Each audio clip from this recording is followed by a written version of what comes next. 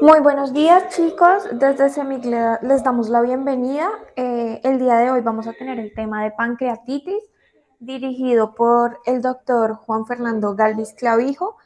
Entonces vamos a dar inicio a la revisión de tema de una vez, ¿vale? Por favor, todos los micrófonos apagados, cámaras apagadas. Si tienen preguntas, las pueden ir haciendo en el chat y las vamos a estar contestando al final de la conferencia.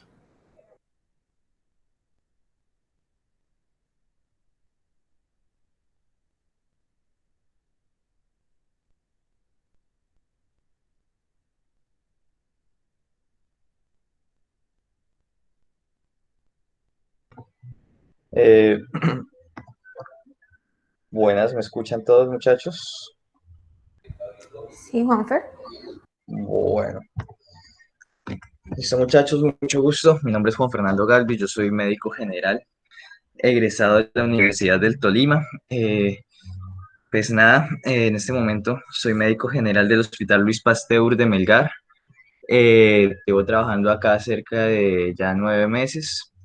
Y el día de hoy vamos a hacer una revisión de tema, pues inicialmente desde la parte quirúrgica o no quirúrgica, del abordaje principal de lo que es una pancreatitis, una patología que nos vamos a encontrar muy comúnmente y pues la vamos a ver muy frecuentemente en los servicios de urgencias y a los que nos gusta la parte quirúrgica, sobre todo la parte de cirugía general. Vamos a tener que enfrentarnos con esta parte pues bastante.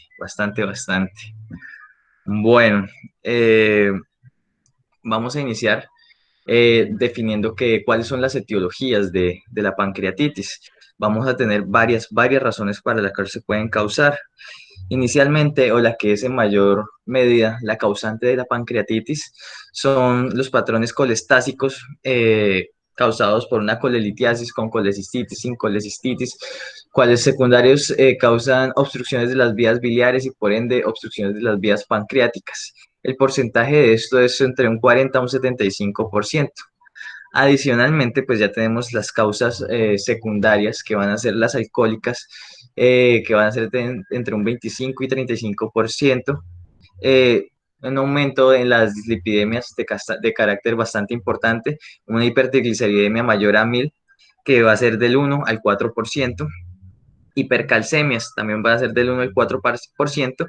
Y pues ya lo que comprenden menores al 1% van a ser por fármacos como como el ácido valproico, las sulfas, los diuréticos, realmente no son muy comunes.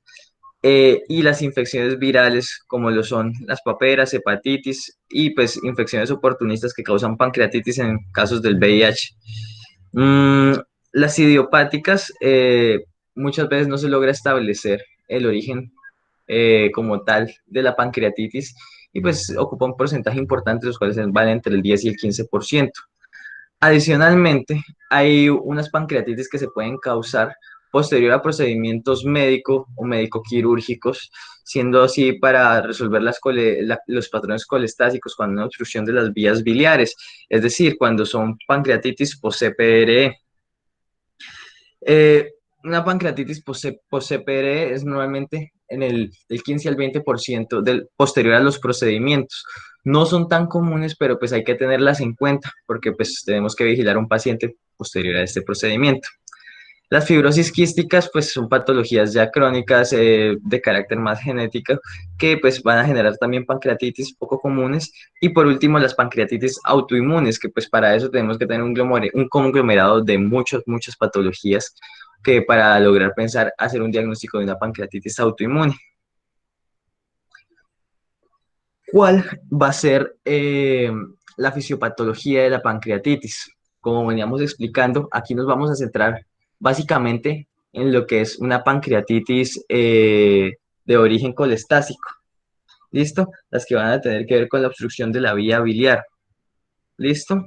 Al tener un problema en la vía biliar, al generar una colestasis, al generar una acumulación de cálculos en la parte vesicular, vamos a encontrar que estos cálculos, en el caso de las microlitiasis, pueden migrar a través del cístico y el colédoco hacia los conductos pancreáticos, lo cual va a generar una obstrucción de la salida de las enzimas pancreáticas. Por esa razón, va a ser una activación intracelular de las enzimas digestivas y una activación de la cascada de citoquinas a nivel del conducto.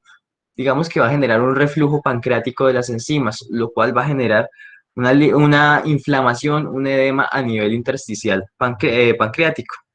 La liberación de estos radicales libres va a comenzar a perpetuar las reacciones inflamatorias y va a desencadenar el transporte de sismógenos a través de la membrana. Los sismógenos van a ser unos precursores de la inflamación en este caso y unos predictores de la gravedad en la patología. Digamos que pueden haber obstrucciones totales o parciales de las pancreatitis, lo cual nos va a ayudar a determinar qué tan comprometido vamos a tener el páncreas en, en nuestro proceso inflamatorio. Los sismógenos se fusionan con los lisosomas y comienzan a hacer lisis celular a través de las enzimas que ya pues vamos a hablar, que son las que entran a ser parte del proceso inflamatorio.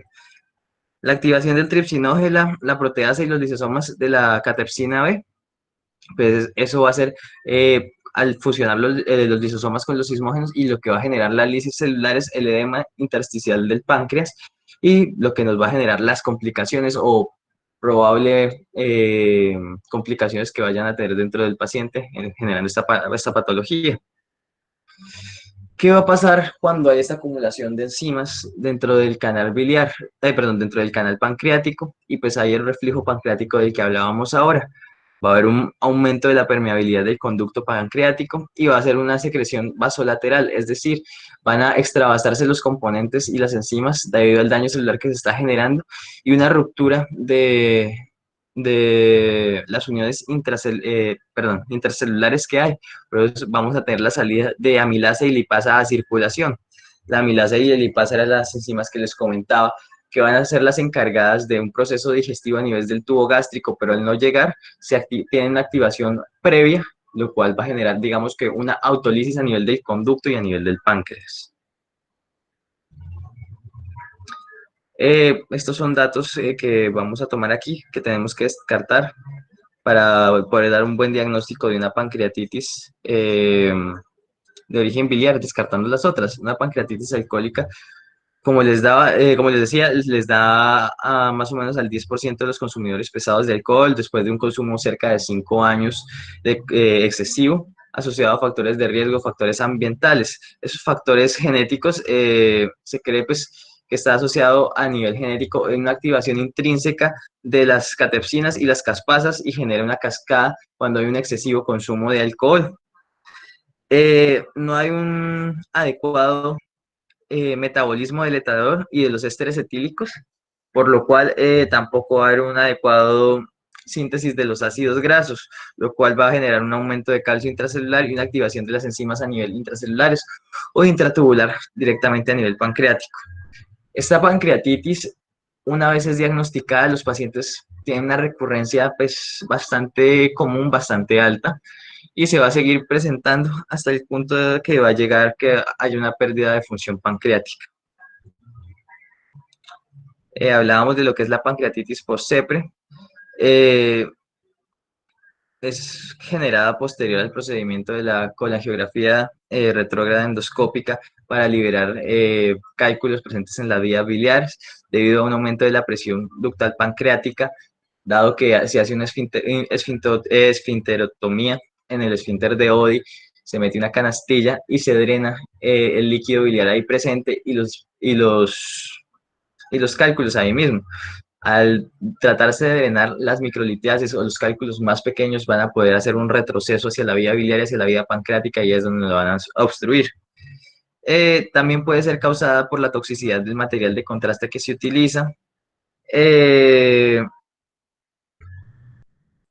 Como les decía, los factores de riesgo son una disfunción del esfínter de Oddi por una adecuada papilotomía, una edad mayor a 60 años, y historias de pancreatitis previamente en otra CEPRE, porque las CEPRE se pueden hacer a repetición. Ya según las clasificaciones y los estudios que se han realizado, el último consenso que se hizo a ese respecto para una clasificación de pancreatitis fue en Atlanta en 2012 y es el momento que se está utilizando, aunque hay unos estudios más recientes que son 2019, 2018. Atlanta es lo que ha logrado reunir para pues, clasificar la pancreatitis de una manera adecuada. El 80-90% de las pancreatitis son pancreatitis edematosas intersticiales o pancreatitis que no tienen un riesgo a complicarse, eh, secundarias a una obstrucción de la vía biliar. Es decir, tenemos que hay una ausencia de necrosis pancreática o peripancreática, es un edema difuso o localizado y se autolimita normalmente entre 5 días y 7 días, una semana, que hablábamos un poco. Eh, esta autolimitación sucede porque pues, se le da un tratamiento adecuado a la pancreatitis. La pancreatitis es un tratamiento más de mantener y controlar la sintomatología. Ella sola es la que se va a definir y cómo va a terminar la pancreatitis. De un 10 a 20% se puede convertir en una pancreatitis necrotizante debido a una falta de perfusión del páncreas o peripancreática, debido a una obstrucción de las arterias pancreáticas, debido al edema generado por la activación de enzimas pancreáticas intracelularmente e intratubularmente. ¿Cómo vamos a hacer el diagnóstico de una pancreatitis biliar? Tenemos tres criterios importantes: un clínico, unos laboratorios o unas imágenes. Para hacer el diagnóstico tenemos que tener dos de los tres criterios muy claros. Listo, digamos que para los chiquillos que me están escuchando en la charla, que están más pronto a salir a su internado o están más pronto a salir a egresarse ya, tienen que tener muy claro que la clínica y los laboratorios, si los tienen, es lo que más los va a guiar en los hospitales de primeros niveles, dado que pues no vamos a tener imágenes. Eh, entonces uno se tiene que basar mucho en la semiología y pues esto ayuda bastante. En los criterios clínicos vamos a encontrar que es un dolor agudo a nivel epigástrico o a nivel de hipocondrio derecho, irradiado en banda hacia el epigastro, hacia el hipocondrio izquierdo y hacia la región de la espalda, asociado a episodios eméticos incoercibles, así sea de manejo con medicamentos, ya sea metoclopramida. Además de eso, es un dolor severo, normalmente clasificado entre 9 y 10 en la escala subjetiva del dolor, y sin representación en el momento de abdomen agudo. Puede llegar a confundirse, pero normalmente no hay una defensa de abdomen agudo. Adicionalmente, se toman unos paraclínicos que basalmente tenemos que son la amilasa y la lipasa. La amilasa se va a tomar en un cuadro agudo de pancreatitis en las que se esté sospechando directamente y que tenga un cuadro menor a 3 días. Cuando ese cuadro es menor a 3 días, vamos a encontrar que la amilasa, como criterio importante, tiene que tener una elevación 3 veces mayor a la que tengamos en el valor de referencia del laboratorio en el que nosotros estemos utilizando, en el hospital en el que estemos, igual que la lipasa. Pero la amilasa la vamos a solicitar nada más en los 3 primeros días de la presentación de los síntomas. ¿Por qué? Porque después va a haber un descenso del pico de la amilasa y va a comenzar un ascenso del pico de la lipasa. Por esa es la razón. Entonces, a partir del tercer día, vamos a comenzar a pedir es lipasa. Adicionalmente, podemos pedir otros paraclínicos, debido a que la pancreatitis va a ser una patología de alto gasto metabólico, lo cual va a generar una respuesta inflamatoria sistémica, va a generar una leucocitosis con probable neutrofilia, va a generar una PCR positiva, una BCG positiva, y ya más adelante vamos a identificar que tenemos que pedir otros exámenes porque, como les digo, la pancreatitis es una patología de alto gasto metabólico y puede generar fallas orgánicas. Por último, tenemos los hallazgos imagenológicos. Los hallazgos imagenológicos ya los vamos a dejar reservados para cuando estemos trabajando en un segundo o tercer nivel, que podamos solicitar resonancia magnética, TAC o ecografía. ¿Cuáles van a ser esos, esos hallazgos? Los hallazgos van a ser compatibles en el TAC con un edema o colecciones peripancreáticas con infiltrados edematosos y grasos en el mismo páncreas.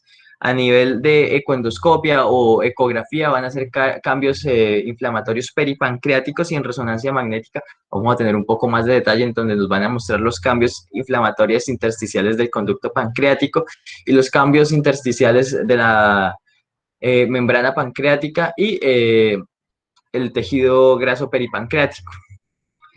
La clínica para el diagnóstico tiene que tener mayor a 24 horas y normalmente la amilasa y la lipasa se elevan en un 98% de los casos. Como les dije, la mayoría de pancreatitis son autorresolutivas, ¿sí? En los en la primera semana, pues se convierten en pancreatitis edematosas que no tienen ninguna complicación. En las imágenes, como les hablaba, el gold standard es el TAC contrastado. Idealmente se toma a las 72 horas y pues a veces es un poco controvertido, dado que pues dado el contraste podemos causar un agravante en la pancreatitis. Y pues el TAC no es diagnóstico como tal, podemos dar un diagnóstico nada más con la clínica y lo consideramos en tomar cuando hay un empeoramiento del cuadro del paciente. Pues necesitamos verificar qué complicaciones pueden llegar a ser.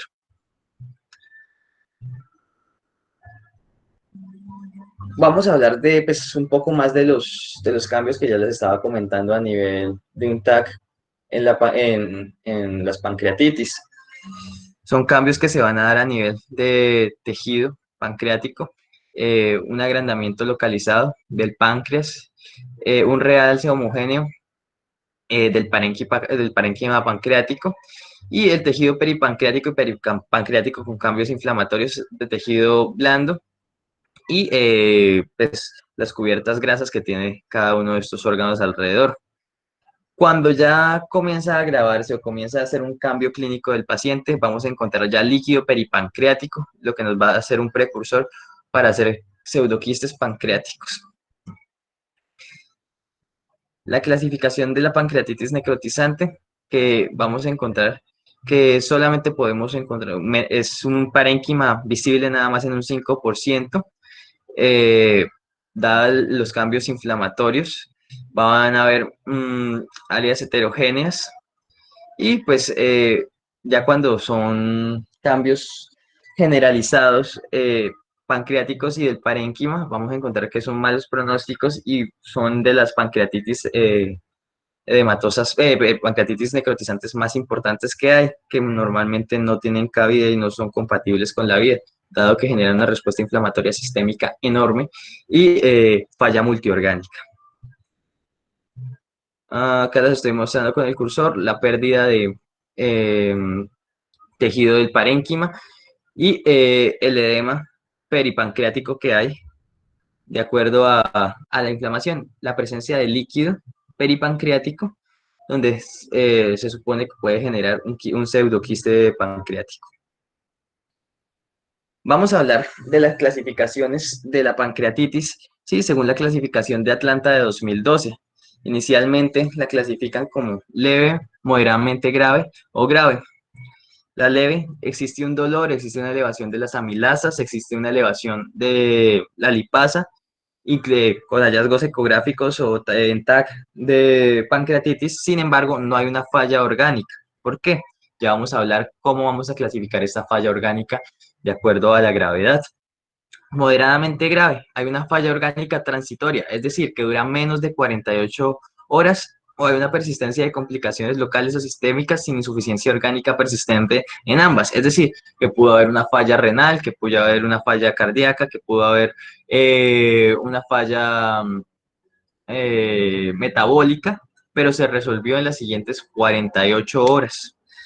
¿Y cómo lo vamos a hacer? Lo vamos a clasificar con la escala de Marshall o la vamos a inicialmente clasificar con la escala de Apache. Y por último, una pancreatitis grave va a ser una falla orgánica persistente a las 48 horas asociada al desarrollo de una necrosis pancreática o una infección del quiste pseudopancreático que se está formando o una infección de la colección que se haya realizado a nivel peripancreático. Como hablábamos, ¿cuáles son las complicaciones de una pancreatitis que ya se va a convertir en grave, que normalmente son las pancreatitis necrotizantes?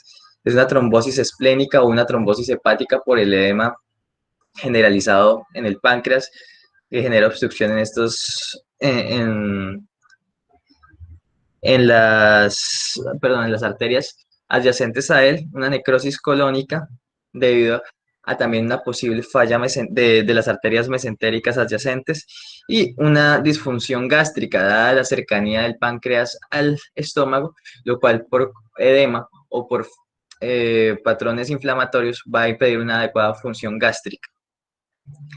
¿Cuáles son las complicaciones sistémicas? Exacerbación si el paciente ya tiene comorbilidades, si el paciente tiene comorbilidades y puede generar enfermedades coronarias debidas a un bajo gasto o una hipertrofia metabólica debido a la pancreatitis. Como les explicaba, es una enfermedad de alto gasto metabólico.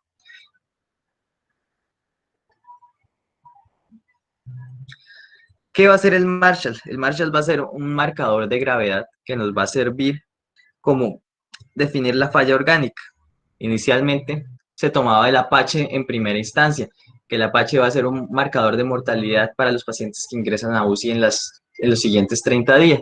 Pero se dieron cuenta que ese marcador de Apache inicialmente podía dar unos puntajes mayores a 7, que es el punto de corte que tenemos para subir una pancreatitis a una unidad de cuidados intensivos o intermedios, y estaban esos pacientes con una pancreatitis por Apache en malas condiciones generales, sin embargo, clínicamente se veían bien, ¿sí? Pero también encontraron que había pacientes que no tenían los criterios de Apache para subirlos a UCI o cuidados intermedios y los pacientes se complicaban.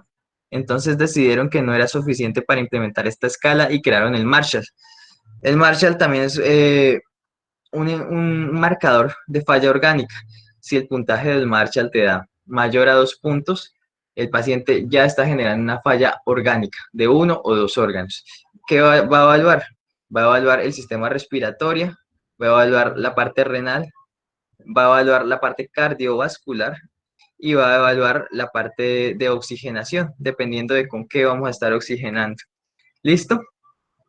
Y dependiendo de los puntos que nos dé, va a generar un puntaje que nos va a dar un score clínico.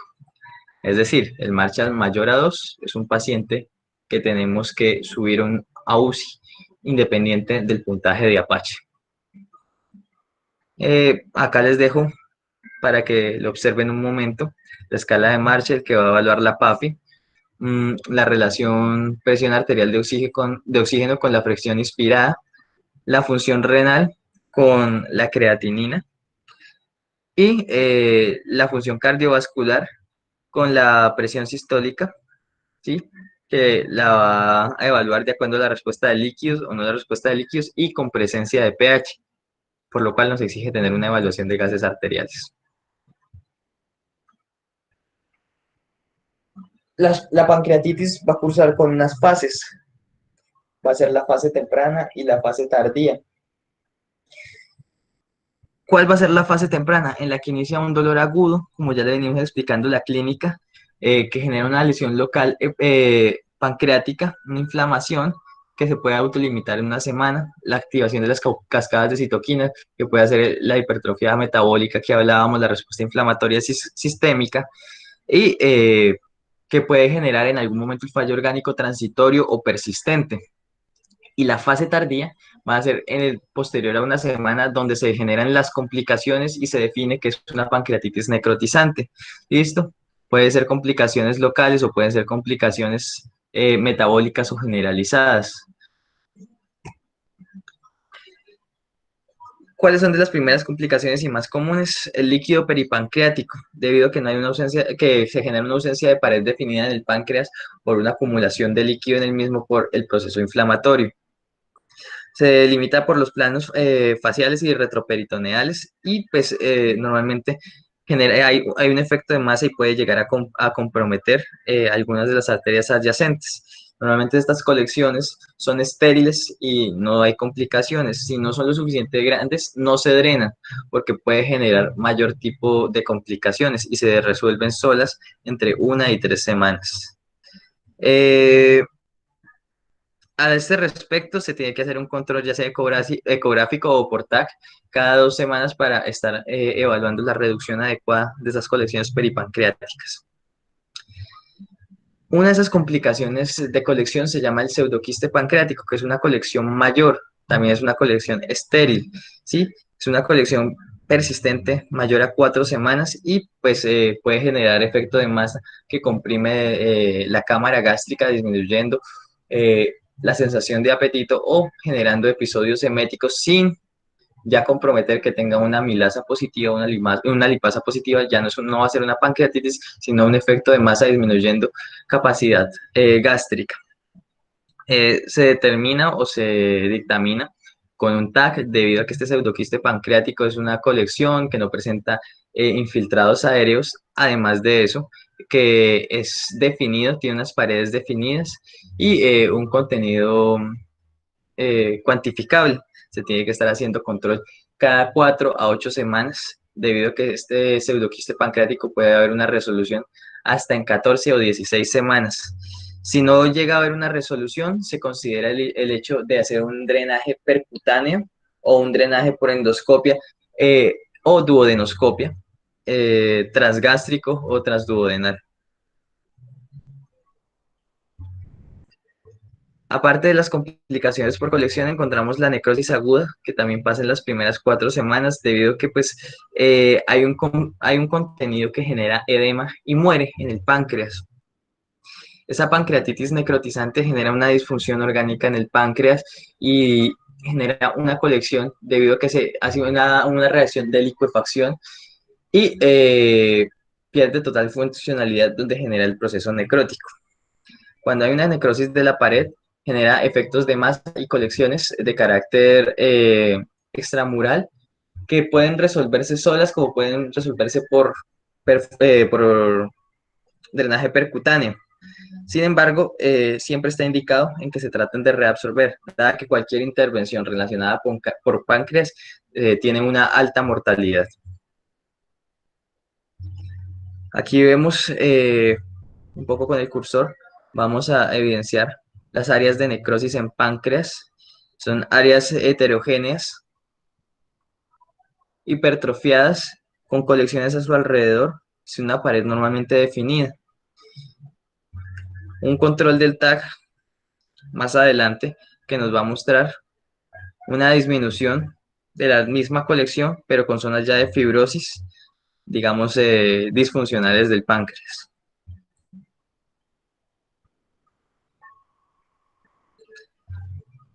Abajo tenemos en contraste una resonancia magnética en la que encontramos ver la colección pancreática.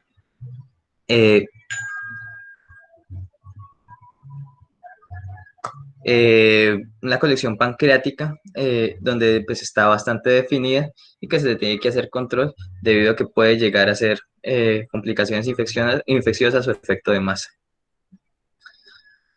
La necrosis puede verse estéril o infectada. Se define infectada si presenta diagnósticos continuos de sepsis o a un hallazgo de TAC o un hallazgo de resonancia magnéticas en las que tenga gas extraluminal en áreas de necrosis en el TAC, es decir, tengamos zonas de necrosis con presencia de gas fuera de vísceras huecas.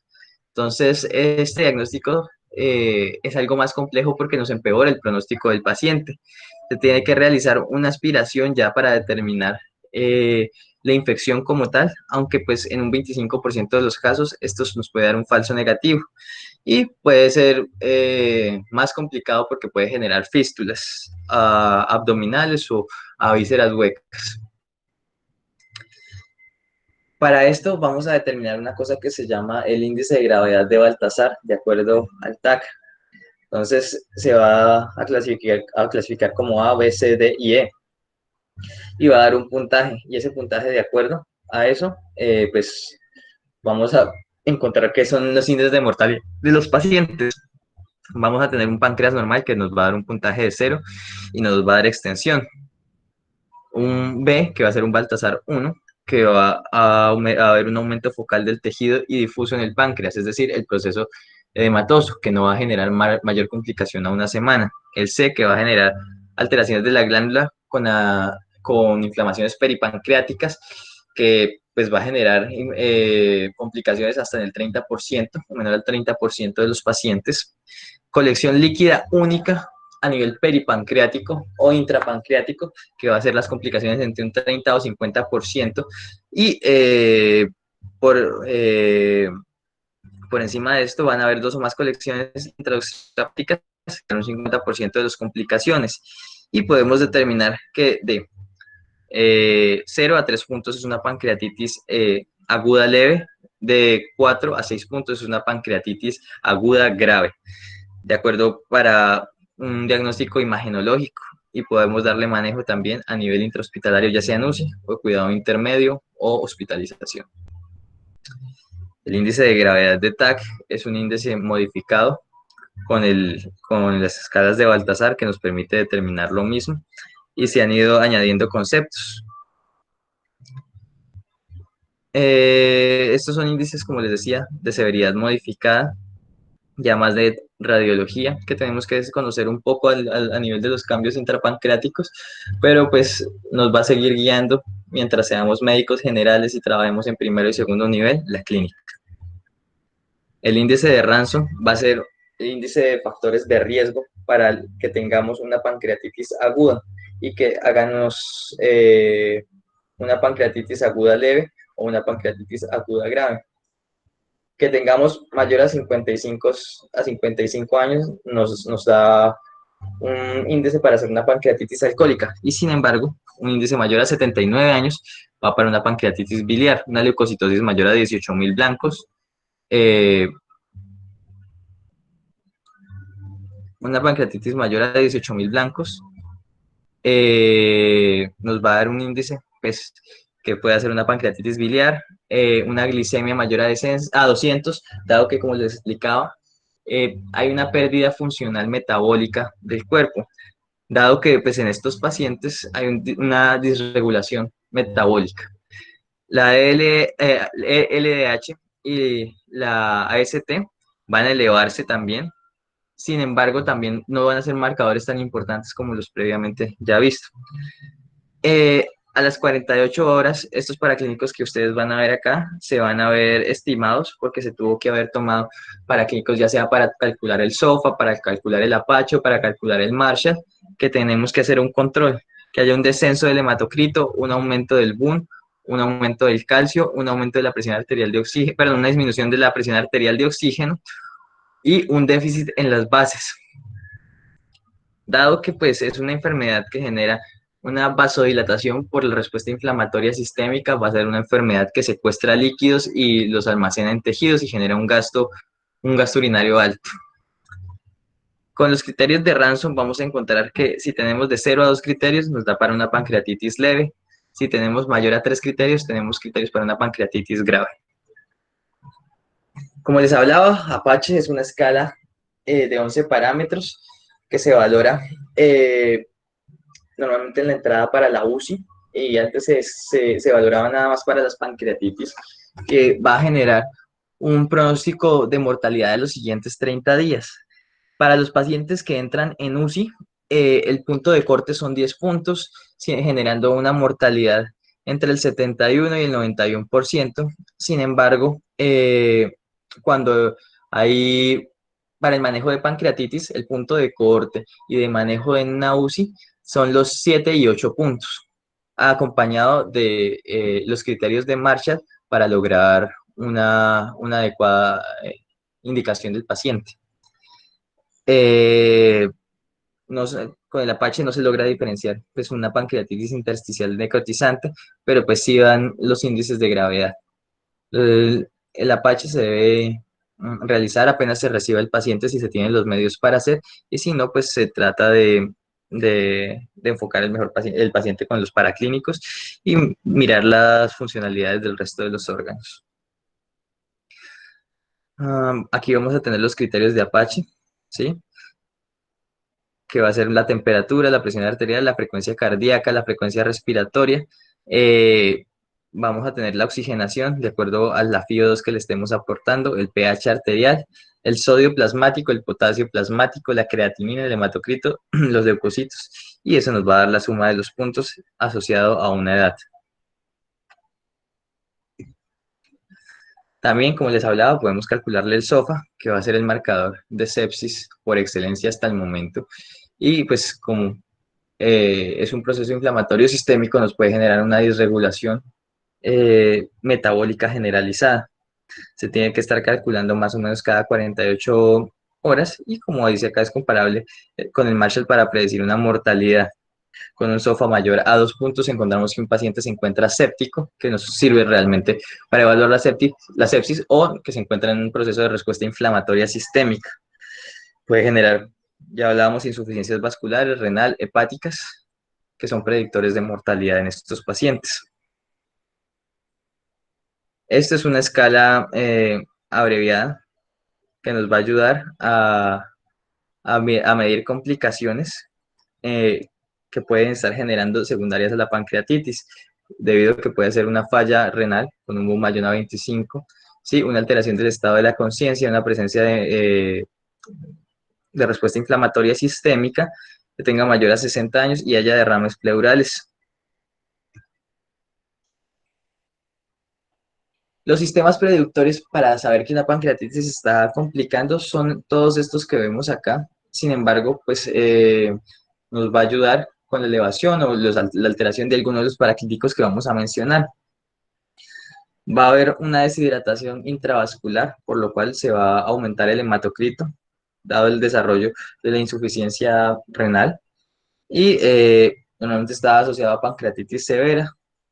Un aumento de la creatinina mayor a 1.8 se relaciona con alta mortalidad en pancreatitis y una PCR mayor a 150 en las primeras 48 horas, pues tiende a dar un diagnóstico también de una pancreatitis severa.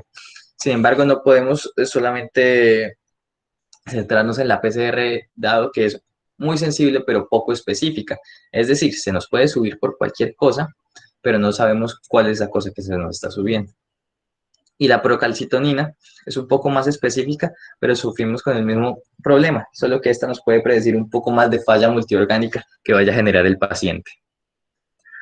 ¿Cuál va a ser el tratamiento de esas pancreatitis? Las pancreatitis se van a tratar prácticamente sintomáticas solamente. ¿Por qué?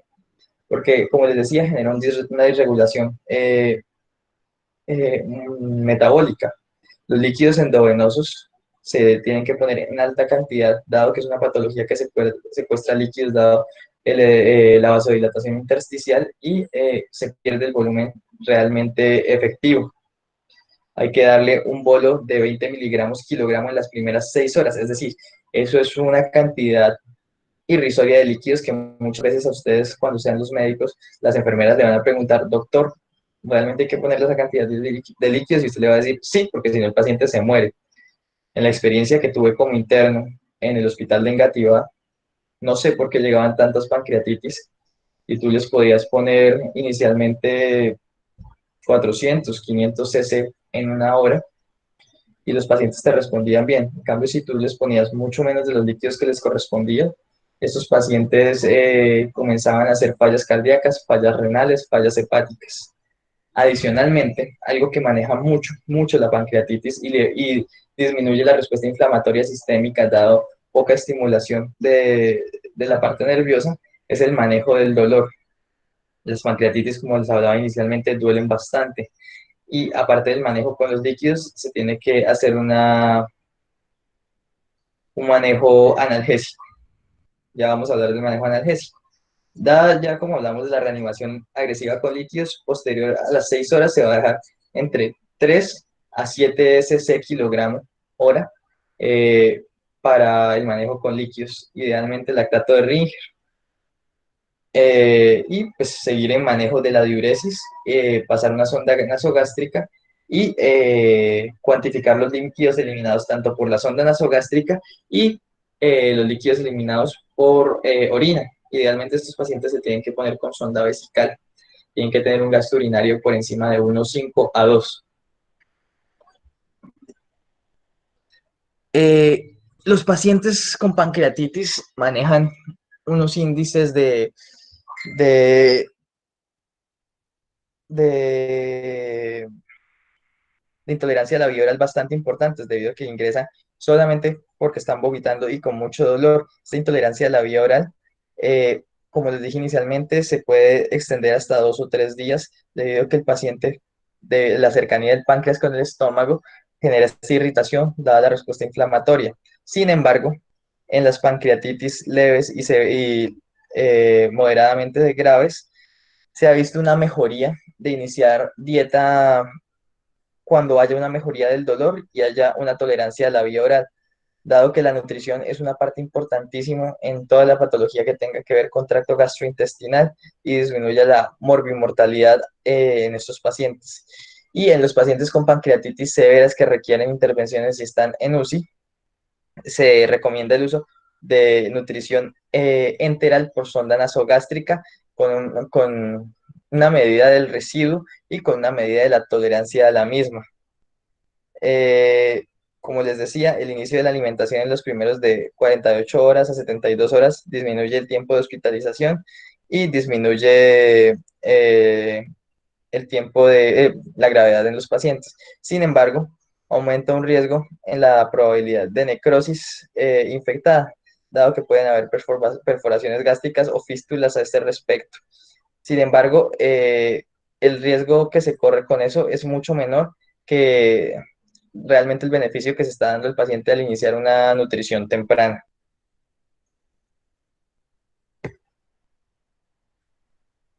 Hay una discusión importante en cuanto al manejo de antibióticos. Inicialmente no se recomienda el manejo de antibióticos porque no estamos preveniendo una necrosis, no estamos preveniendo una infección en necrosis estériles. Estas infecciones se dan es por continuidad y una persistencia de la respuesta inflamatoria sistémica. Cuando se tenga la confirmación de una infección a nivel de estas colecciones, sí se debe iniciar con manejo antibiótico de amplio espectro y con manejo para anaerobios. Hasta no se tenga demostrado, no se puede iniciar el manejo. Eh, Cuando hay estas necrosis infectadas, el uso se da con los carbapenémicos que tienen mayor penetración a los parénquimas pancreáticos, ya sea como imipene o meropene. Se puede utilizar para anaerobios, quinolonas y metronidazol, pero pues estos ya son manejos antibióticos avanzados para la UCI o para pacientes críticamente enfermos. Eh, Realmente no hay una diferencia importante entre los opioides y no los opioides. Sin embargo, los opioides reducen la necesidad de utilizar múltiples analgesias y lo que queremos es evitar la cantidad de fármacos al paciente dado que nos puede generar una falla hepática. Entonces, realmente podemos utilizar cualquier opioide fuerte, aunque pues hay estudios en ratones que muestran que aumenta la morbimortalidad, la morfina. Sin embargo, en humanos no se ha visto ni evidencia realmente importante a este respecto. Entonces podemos utilizar meperidina, morfina, cualquiera de los derivados opioides fuertes que tengamos, ¿sí? Ya el manejo de las complicaciones van a ser normalmente por los servicios de unidad de cuidados intensivos y cirugía general. Puede ser, como les hablaba, un poco de los drenajes percutáneos o por ecoendoscopia, que pues generan menores riesgos. Y el uso de drenaje endoscópico percutáneo o hacer una necrosectomía, que son retiros guiados por endoscopia, perdón, endoscopia no, sino por laparoscopia de partes pancreáticas necróticas a nivel retroperitoneal o a nivel abdominal. Se hace por cirugía mínimamente invasiva, pero igual hay un alto riesgo. Un paciente que se ingrese a una necrosectomía por carácter laparoscópico tiene un índice de mortalidad cerca del 60 a 70% y que se haga una necrosectomía abierta tiene un índice de mortalidad hasta del 80%. También puede ayudar el uso de stents o LAMPs, llamados en cola de cerdo, que tienen una efectividad para el drenaje percutáneo de las colecciones y logran mejorar bastante, aunque pues hay un riesgo bastante de infección. además de perforaciones y sangrado. Hablábamos de la punción guiada por ecografía, que muestra pues para cultivo o para drenajes en colecciones estériles. No se hace de forma rutinaria, como les digo, primero se espera un tiempo prudente si se logra reabsorber. Puede hacerse por TAC, puede hacerse por ecografía, puede hacerse por diferentes medios. Eh, Realmente no se indican los lavados quirúrgicos porque, pues como les digo, generan harta mortalidad. Los factores asociados con la falta de éxito con los procedimientos, ya sean necrosectomías o drenajes mínimamente invasivos, eh, es una no disminución de de la colección en menos de una semana, una necrosis mayor al 50% del páncreas en un TAC y una puntuación alta del Apache por encima de 7.5, insuficiencia renal aguda, ya tengamos sea un Atkin 2 o un Atkin 3 y múltiples órganos comprometidos para el drenaje del páncreas. Como les hablaba, esto le interesa un poco más a la parte quirúrgica. Una necresectomía abierta es una cirugía que se hace de carácter, muchas veces trata de ser paliativo, dado la falla multiorgánica que presenta el paciente, y retirar parte del páncreas o la parte necrótica que se encuentra en el páncreas, que es un abordaje subcostal bilateral que puede ser clásico o un abordaje retroperitoneal que se puede hacer a nivel subcostal posterior. Una colocación de drenes a retroperitoneo y un lavado continuo por 5 días. Es decir, el abdomen se va a dejar laparostomizado para evaluar la cantidad de colección. Eh, ¿Qué temas con el micrófono?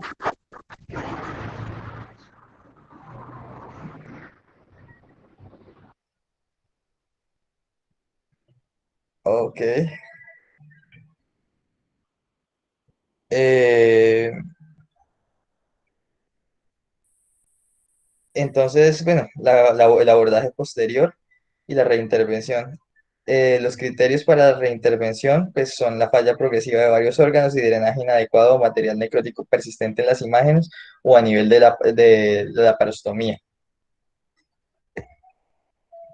Entonces, un paciente con una pancreatitis aguda inicialmente se monitoriza constantemente, hay que hacer unos paraclínicos de control, hay que darle una fluidoterapia adecuada y una analgesia adecuada.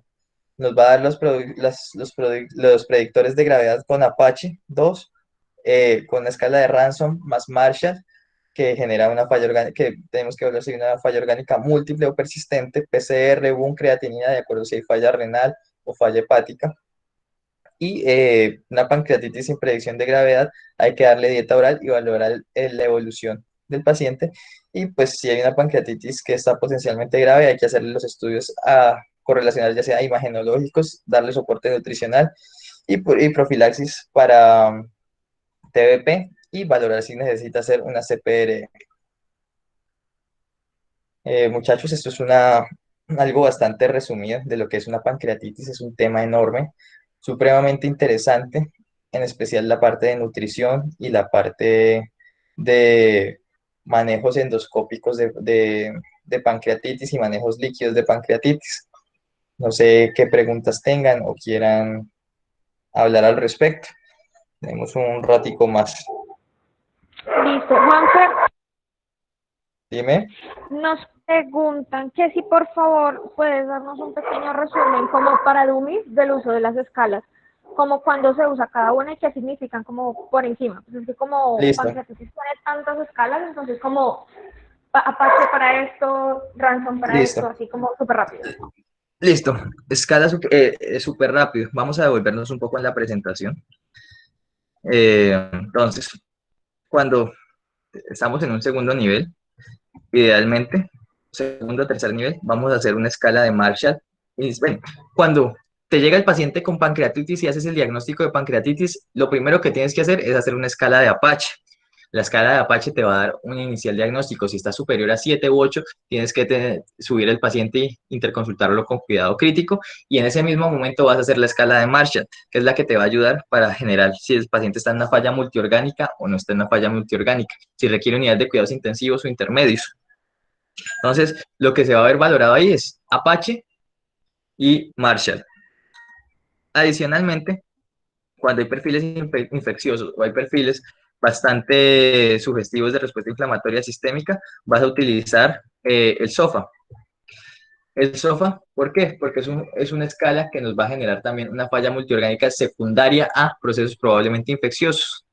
Y por último, la escala de Ransom, que nos va a ayudar, que son más bien los factores predictores para decir, puede estar cursando con una pancreatitis de origen biliar. Y antes de eso, pues vamos a revisar si el paciente tiene la edad, si el paciente está haciendo leucocitosis, porque es lo que vamos a revisar en estos pacientes. ¿Les quedó algo claro? ¿Algo confuso? Digamos que la pancreatitis tiene muchas escalas, pero realmente las que se utilizan son el Apache, el Marshall, el Ransom y el SOFA.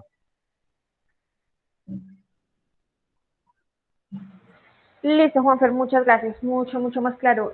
Chicos, ¿tienen más preguntas, más dudas?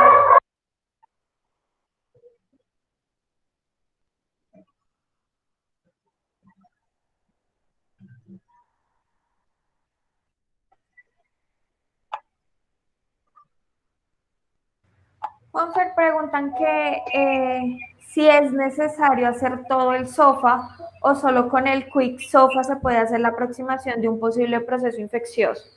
No, mujer, realmente, bueno, ya me cansé de compartirles esto acá, para que me vean a mí, ya me conocen. Espérenme un segundo. Ya.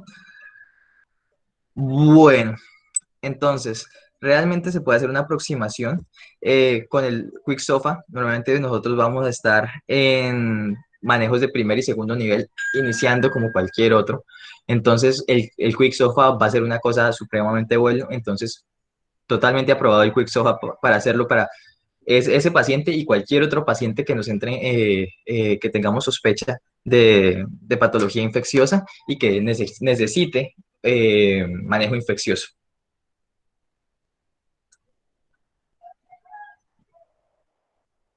¿Alguna otra pregunta?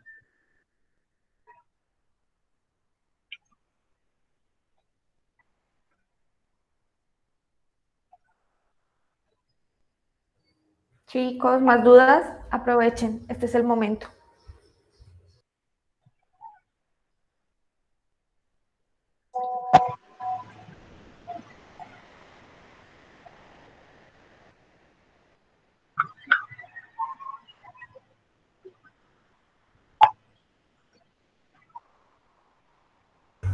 Bueno, Juanfer, parece que no hay más preguntas.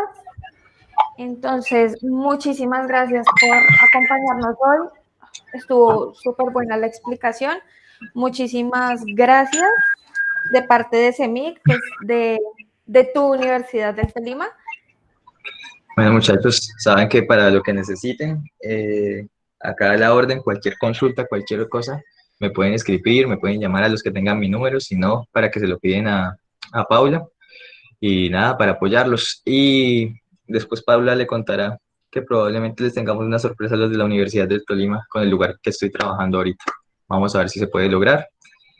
¿Y qué más teníamos pendiente? Pues ya nos vemos en la siguiente charla.